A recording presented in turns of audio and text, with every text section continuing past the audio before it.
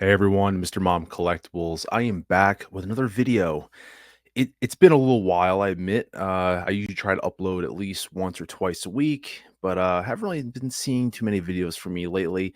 I've been actually feeling kind of under the weather and kind of just going at my own pace, if you will. There's really no rush for anything.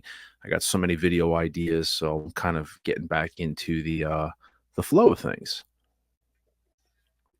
That being said, it's a great idea for a video topic. Now, a lot of people try to give advice, right? Like, hey, top five hot toy Iron Man figures you should own, or top five this you should own. That's not what this video is about. I thought about something the other day, which I really thought was a good idea for a topic of a video. And I want to talk about the five um, items that I think every six scale collector should experience within their collecting journey. And you'll get the point of the video, and we'll recap it at the end. It's almost like you should own a little bit of everything, or try to at least something to give yourself experience and knowledge of how it is to deal with a particular item within the six scale hobby. So I'm just going to jump right into the list and then we'll recap it. And I think you guys will catch on. So the first thing is, I think everyone should own something that's die cast. Now, before you guys jump into the comments and say, well, I don't want an Iron Man figure, that's okay. Typically, I think when a lot of people associate diecast, they automatically think of Iron Man figures. And although that usually is probably the high percentage of them, there is other figures out there that do utilize diecast. For example, the RoboCop 3 that just came out last year. I know it's still sold out, but that's another one. Or even the RoboCop, the first version that he did in diecast, or even from Star Wars, the C-3PO from Attack of the Clones. That was one that was really interesting because there's a couple of YouTubers I follow that are just Star Wars. And I'll never forget, like, for example, TK421 Collectibles, shout out to his great channel. He was primarily Star Wars for a while before he started kind of dabbling into some other stuff. And I remember watching his review on the diecast C3PO, and he was just blown away by he never had a diecast figure before. And because he was just primarily Star Wars figures never benefited from the idea of getting diecast for the most part. So seeing his reaction to it was really awesome. And I think it kind of opened up his eyes to the possibilities. And so I think that's just something that every collector at one point in your journey should experience. And that is owning a diecast figure, and you get to see the pros and cons of it, and you get to really understand that whole, I think, technological side of hot toys, that it's just something different that you don't normally get with just standard 1/6 figures. The next piece that I think everyone should own at one point is just own something rooted. And now, what I mean by rooted is that obviously we have the old Hot Toy figures with the synthetic hair, like the Golden Armor, Wonder Woman, or even I actually at the time of filming this video just got in the Catwoman from the Dark Knight Rises. But I really do think that everyone should own something rooted of like a equal or higher quality. For example, I have the InArt Gandalf, which is my first real rooted figure of that quality. Before that was the WB 100 Wonder Woman.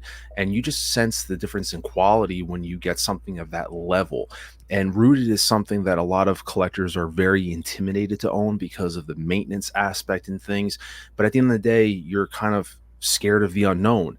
And realistically, with companies like that, there really is no maintenance to it. The WB 100 Wonder Woman is in the same exact style since I've gotten the figure. The InArt Gandalf, a little bit of maintenance out of the box, but after that, it's literally held the way it has been, because these companies condition these figures ahead of time to try to limit the maintenance for you, the collector. There is going to be a little bit of work to deal with, but I really do think that they're not as big of a hassle as people think they are. And I think it's just something that everyone should experience at least one point in their collecting journey, and that is something rooted. All right, another one I think is a really important one that could really play with your overall display is own something with a diorama. Now, this may be harder for some of the older Hot Toys because they just came with a lot of standard bases and things like that. But Hot Toys is definitely experimenting more lately with figures with custom or modified environmental dioramas. And I think that is something important for collectors to experience because it might broaden your horizons of your display and how you want to pose your figures. What I mean by that exactly is just because a figure comes with a particular diorama, it doesn't necessarily mean you have to use it with that particular figure.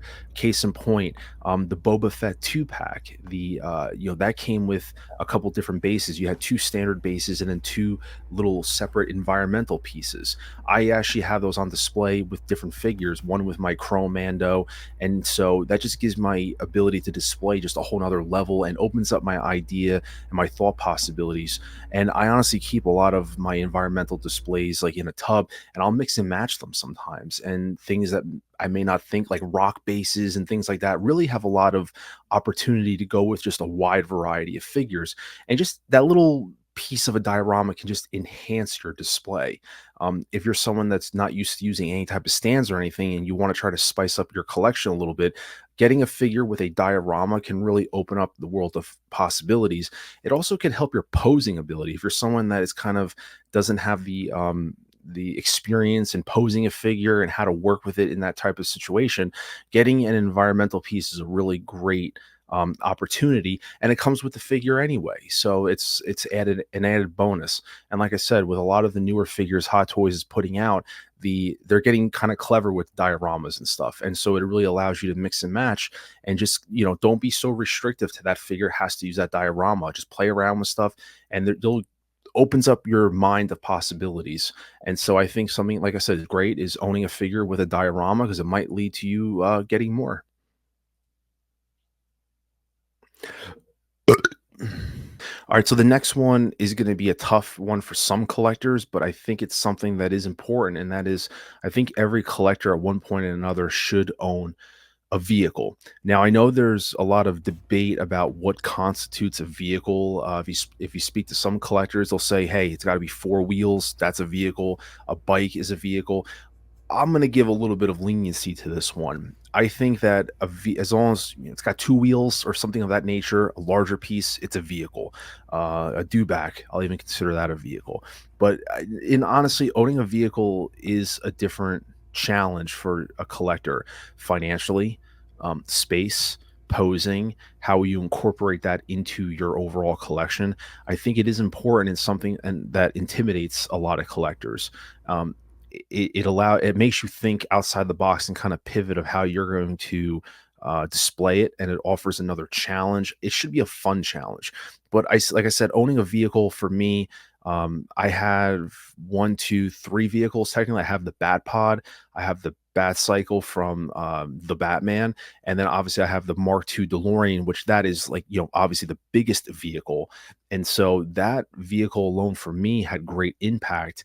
When I knew that Mark II was coming out, that was the piece that finally was the nail in the coffin that made me switch from DTOFs to the muscle racks behind me for space purposes. And sometimes as collectors, we need to get out of our comfort zone and not allow certain things to prevent us from being able to collect what we want to collect. And that's one thing I always said to myself is that, financially and space wise, I'm not going to let them hinder me if I can. And financially, I was able to get the car, and I wasn't going to be hindered by DTOFs because a Mark II DeLorean wasn't always going to come around. So I had enough time to plan, and I made it happen. And obviously, I do have the piece. And that being said, I'll have two more Batmobiles on the way: the Jazz Inc., the Hot Toys one, and the Mark III DeLorean. And so I think it's important to own a vehicle because it's another notch on your belt, so to speak, of understanding that level of collectability and how to handle those big pieces, the unboxing, what to do with the packaging, storing the piece, displaying it, the maintenance. It's not a 1/6 scale figure. It's just a different animal. And at the end of the day, it's kind of like rooted hair with a figure. You can explain it all day, but until then, you have to experience it for yourself to really understand the obstacles that come with it, but then also the gratification to having it in your collection. Now, the final one I was going to label a little bit differently. I was originally going to title this final one "Owns a Grail" or something of a grail, but the problem with grail is that that word just gets thrown around so much. But I decided to rephrase it by saying "own something you bought backwards." pretty, quote unquote grail. Um, why? Because it teaches you a couple things, and it's a good history lesson. So for me, this year, 2024, is definitely the year of grails. I mean, I've gotten most recently the Davy Jones, I've got the DX06 Jack Sparrow, the director Krennic, the animated Boba Fett, and so the list kind of went on and on with some of these older Grail pieces that I've been able to acquire. The Blitzway Ghostbusters. It's just really cool seeing these older pieces. And I'm not saying you go crazy breaking the bank, because obviously these can always run the risk of getting 2.0 or reissued. But I think, like, for example, the Davy Jones, that was like an MMS 60 something. That's like the oldest hot toy that I have. And so for a figure that's 15 years old, it's really cool. And I called it like a time capsule. Even if they 2.0'd it, it still wouldn't be the same as the original. To see what Hot Toys did with the packaging, how they marketed the figure, how they displayed it inside the packaging, what the quality of the figure looked like. It's just, once again, those older pieces, they're harder to come by, and I think it's important to experience them once in a while. Like I said, I'm not saying that you have to break the bank and go back and buy 15 of them, old figures, because at the end of the day, they hold a lot of value. But I do think it's important for collectors to not be afraid to go backwards and get something of a grail that you want, and it's a piece that you'll cherish. And I think that once you have it, even if it gets 2.0'd, you're not going to feel upset about it, because, like I said, there's just something about the nostalgia. And call me an old soul if you want. I'm a sucker for nostalgia, but there's something about those old figures that they're going to retain its own individualism. For example, the DX06 Jack Sparrow, even though with the Artisan coming out, that's still not exactly the DX06 Jack Sparrow. So that piece is still going to be unique to its own, and that's still going to hold a special place in my heart. I did that unboxing of that figure, and I was still blown away by that unboxing, and I still am. And so it's just something about that experience that I think is important for collectors. And I think it's something, like I said, buying backwards is, even if you get one figure and you go backwards and get it, and you just see what Hot Toys was doing, especially if you're new to the Hot Toys game and you find out what they were doing 10-15 years ago, I think it makes you appreciate more of what they're doing now. So there you have it, guys. This was a breakdown of 5 categories, if you will, of items that I think every 1/6 scale collector should experience at least one point in their collecting journey.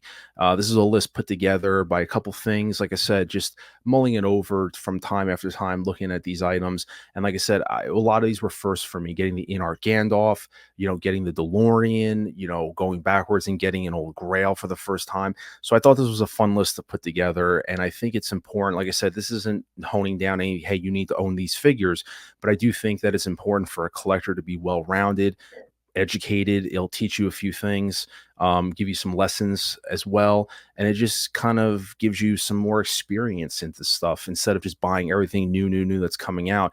If you kind of broaden your horizons a little bit, that's what the point of this video is that you should own something of these categories, if not all of them, at one point or another. You don't go crazy buying one of everything, but try to broaden your collecting horizons.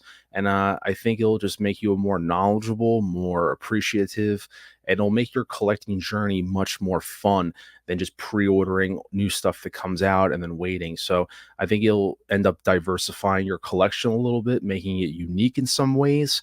And like I said, it's going to give you more experience on how to handle Hot Toys and future 1/6 scale figures. I hope you guys enjoyed the video. Please consider dropping a like on it and dropping a comment below and let me know your thoughts. I love to engage with you guys as always. Until then, this is Mr. Mom Collectibles saying take care, and I will see you guys in the next video. Acknowledge me!